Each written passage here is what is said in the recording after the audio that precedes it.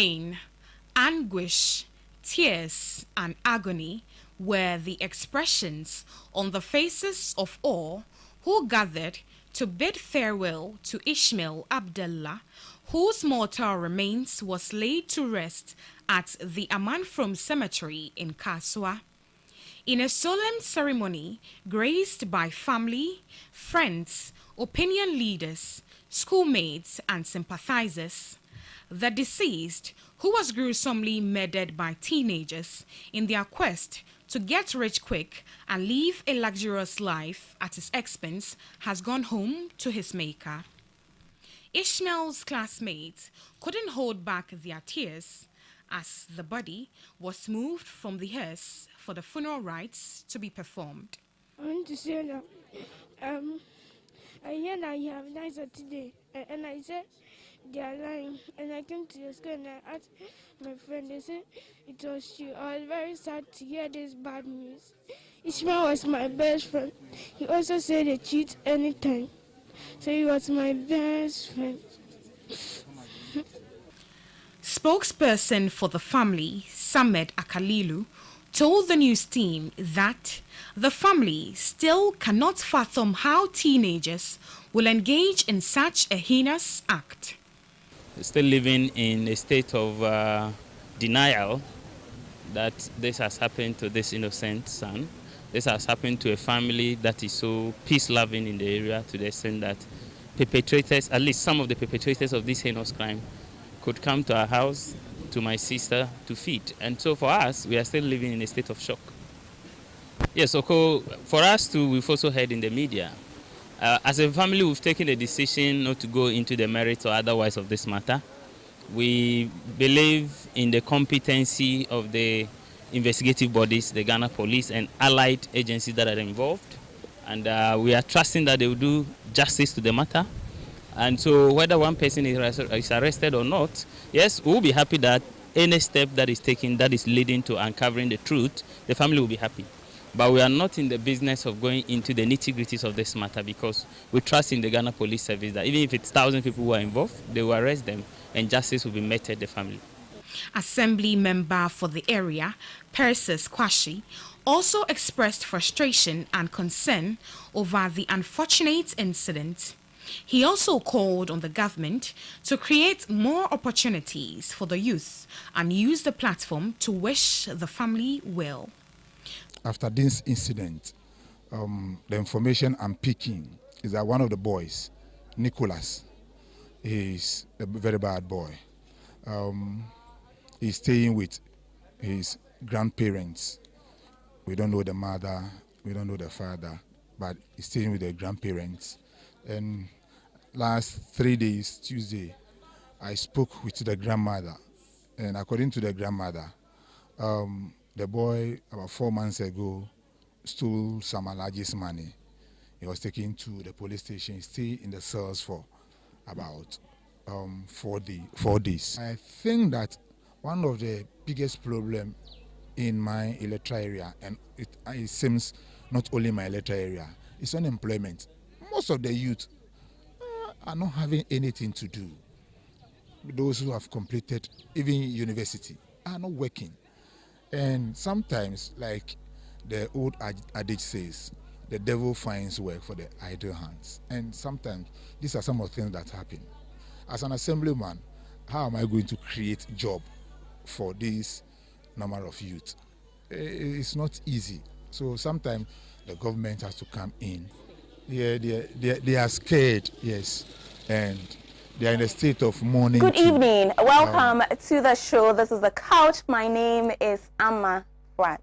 Well, like you've been watching, you know, the short documentary just before we came on, it's still on the Kaswa ritual murder of a young, some say 10, some say 11-year-old boy by 2 teenagers, you know. So again, some say 16. Well, their ages now are speculated to range between 16 and 18. For the past week or two, I mean, since it happened, we have dedicated the show to talk about this issue every day. I make it a point to talk about this issue every day. Even yesterday, when it was a book review, somehow it found itself in the conversation. This is simply because, like I keep saying, I cannot wrap my head around the horror that this is. Of course, it brings up issues of societal failure, and we have discussed those extensively on this show. We've brought in the child rights activists, we've brought in the lawyer, we've brought in the security experts. We've had extensive conversations about how all of us as a society are failing ourselves, resulting in some of these things that we are seeing. So that conversation has been had. This evening, the conversation we are going to be having is one of media polarization and media regulation. Now, after this horrific incident happened, all of us as Ghanaians have bemoaned the situation. There's been public outcry about the situation. People are outraged. Something needs to be done. I have said this has to go away. Between the ministry, that is government, and the regulators, and here specifically, I will mention the National Media Commission because the Minister of Information has mentioned the National Media Commission as the regulator responsible for this. We don't seem to find a way clear. Who is responsible? Who needs to do something? How do we find solution? How do we move forward? That is our conversation for this evening. Media regulation as a fallout of the Kaswa ritual murder. I have been highly privileged to have been joined. This is esteemed company by Nana Kwasi Gyan-Apenteng. He happens to be the former chairman of the National Media Commission. I'm learning this, today, that he was also editor, of the... Nana, you're not smiling. Nana is not smiling because I'm not smiling. Nana, let me quickly welcome you. Welcome, Nana. Thank you. Nana, please smile. I know it's a tough conversation, but smile for me. Well, I smile most of the time, so... Nana, I blame the NMC for this. I blame the ministries in the sense of I blame government for this. But, the minister says, we've given all the power to the NMC. In fact, to buttress his point, he's shown us that about a year or two ago, he wrote a letter. He wrote a letter himself. That's the Kujo Ponkoma, President's Minister for Information, wrote a letter to the Bank of Ghana and to the NMC to take action about this. And nothing happened. Nobody did anything. Now, today we are having a conversation about exactly what he saw then and thought was a problem. Do you agree that the NMC is responsible for this? Well, first of all, let me make the point you made when you were introducing me, that I'm the former chairman. And so correspondence, any kind of correspondence between the current NMC and anybody, including the minister, I would not be privy to that. So I can only speak in general terms and account for the time when I was a member and a chairman, because I was a member first and then the chairman. So I am not sure about what I can say about the minister and the letters he wrote and all the rest of it. But one has to acknowledge that to the extent that, one, the police report appears to indicate that these teenagers who allegedly committed this heinous crime are reportedly attributing their own behavior to the influence of somebody they watched on TV. To that extent, the media is responsible in the general sense. I'm putting it like this, and later in the conversation, we will break it down. Okay. Now, it's unfortunate. So, whenever young people do a thing like this, any kind of murder is bad enough. Right. But when it is of a child by others who are virtually, like children themselves, it's incomprehensible. It's almost beyond our understanding. So it's a very difficult time for us as a country, because we are confronted with something that should make us think, something that should make us reflect. And I'm happy that your station has taken it upon itself to lead or at least to be part of this process and not to let it die. Right. What happens often is that when things like this happen, the media focus will be on it for a while, and then it disappears. So by keeping your eye on it, the country has to be grateful to you and the station for doing this.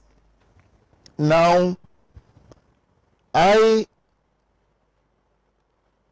watched by accident one day one of these, I can't even call it a program, but I watched somebody on TV with a number of telephone numbers, and the person was saying, if you sent money to the account attached to that number in 30 minutes, check your Momo wallet and your money will be doubled. Right. Obviously, I thought it was part of a film. And then when I realized it was the person meant this business, I did not believe that anybody with half a brain would do that. But when you think about all the extent to which it would go, you know, the person would go to produce this show and everything, it's expensive. So they must be making some money. So it means some people are falling for it.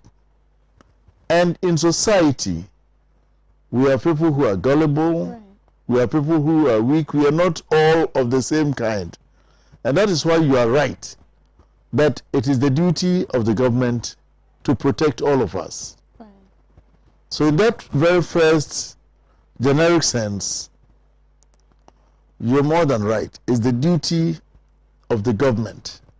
We elect a government to protect us, and that protection takes many forms. To provide us with security, to provide us with protection from all manner of harm that could come our way. And that is why the question of who is responsible for what is happening generally in the media space is an important one. Right. And to that extent, we know that the 1992 Constitution, per a whole chapter, chapter 12, created the National Media Commission and charged it with the responsibility of ensuring that we have journalism of the highest quality in the country, and charged them to take all appropriate measures to ensure that that highest quality can be achieved and attained.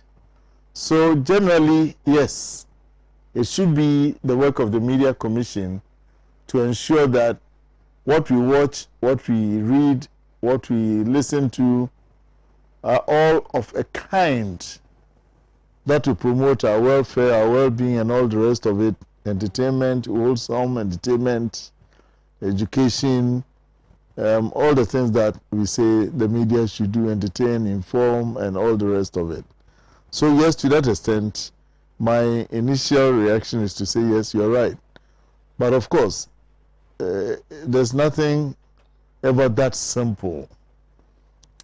It sounds pretty simple to me, Nana. This sounds pretty simple. And here we could also go to, what our constitution says, So we are all learning of the charlatanic advertisement law, that gives,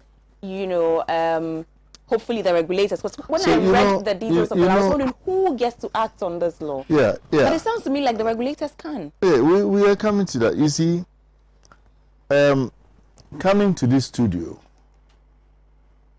is not a difficult thing. Right. But imagine that on the way here, I didn't have transport, or say my car broke down. So something that should be very simple would immediately become a very complicated matter. Right. And so on paper, or come to the studio, yes, I would. But then you need the means to do so. Right. And that is why I said there's always complicating factors that we'll have to discuss. Okay. So the Media Commission was established for the purpose of ensuring that we have high quality, high standards, and all that. But let's go a bit back in our history to know what happened before and what gave rise to this, so that we would see where that mandate comes from and whether it is adequate to address the problems that confront us today. Basically, as I'm sure we are all aware, until the coming into force of the 1992 Constitution in 1993, basically the media space in Ghana was occupied by the state. The state-owned media constituted the media. With the exception of a few newspapers, we had one television station, 2 main radio stations, Right. and the main newspapers belonged to the government. The Graphic, Mirror, Spectator, Ghanaian Times, and the only one news agency, Ghana News Agency, belonged to the government. There was no internet and therefore no online newspapers and all the rest of it. And the state owned these resources, and whichever government was in office used them like part of its administration. And of course, this meant that if a government did not want something to be known to the citizens, it was very difficult to go past. Right. It won't be known. It won't be known, or you have to take risks and go to extra lengths and all the rest of it. So, as part of the agitation of the 1970s and 80s for a change in the governance of this country, the media was very central. The struggle for a free press and for freedom of expression generally was very central. Right. But at that time, we were fighting to get the state off our back. You understand? So that was the main agenda. Therefore, the 1992 Constitution, when it came, addressed that by, if you look at the wording of the Constitution, it's basically to free the media from government interference. And so the chapter we are talking about says that it is the, it's actually called the freedom and independence of the media. Right. So we have addressed the question of getting the state off our back. But what about the issue of quality? Article 164. Yes. So the NMC has been created, but its mandate is very clear. However, to prosecute that mandate, you need resources. And the first difficulty we are confronted with is one of resources. You need, the NMC needs to work. And to do that, you need, do you know that the current offices of the NMC are sort of, I don't even know whether we are renting or we are squatting or whatever. But this is the old building of the NCA. When they moved into very posh buildings, then the NMC moved in. So the NMC has not even got permanent accommodation. As the chairman of the NMC, my office was such that you could not swing a very big cat in it if you went around like this. Right. Exactly. So, and there's no, look, in the NMC, that's where I'm starting from, there is no library. Can you imagine that you have a National Media Commission without a library? So members can do reference and can, do research. There's nothing like that. There's not even a common room where members can, before a meeting, relax and have a chat, and there's no intellectual stimulation within the premises of the National Media Commission. The NMC is made up of 18 part-time members drawn from various institutions, which you can see in the Constitution. Right. But they are all part-time, including the chair. Right. And so if you think about it, in the context of the 1980s, what they foresaw as what was going to be the Ghana media space has changed dramatically. I don't think anybody, they were not prophets, I don't think anybody foresaw that there will be a time when there will be 500 and more radio stations. No, you're taking me straight there. That was a whole conversation by itself. Yes. Because do we really need 500 and so stations? Well, about 400 of them cannot even properly be referred to as media. The activities that go on there cannot. But they are all on air and they are making various, and that is why we have what we have. So let me. But no, that would come back to you. I mean, not you, but that would come back to the outfit that you used to chair. Yeah, but wouldn't you see, that be your responsibility to ensure that we don't have? No, and I'm coming to that. Okay. I'm coming to that. Just I'll land in a minute. You see, so you have in the 1980s, I've told you our main struggle was to ensure that the space would open for private participation, for people to open radio stations and all the rest of them. Right. And that has happened. It has happened in a way that nobody could have, at that time, anticipated. We did not anticipate the coming of the internet in the form in which it has come and all its works. So today, 400 radio stations, more than 100 television, free-to-air television stations, luckily including Pan-African TV. We are the good ones. We are the good guys. So, they are all there. And because they could not have foreseen what was coming around the corner, the provision they made for the regulation, in my view, is inadequate. Right. 18 part-timers drawn from all manner of institutions, some of which actually have very little to do with the media in their day-to-day activities. And we are stuck with this.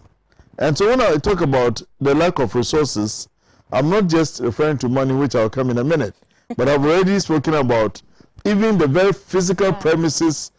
At the same time, when I was chairman of the NMC, I was also the president of the African Communication Regulators Network, which brings together all the regulators, media regulators of Africa.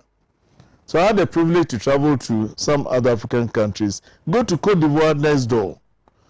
The legal department of their outfit, which is the equivalent of the NMC, is bigger than our NMC all put together.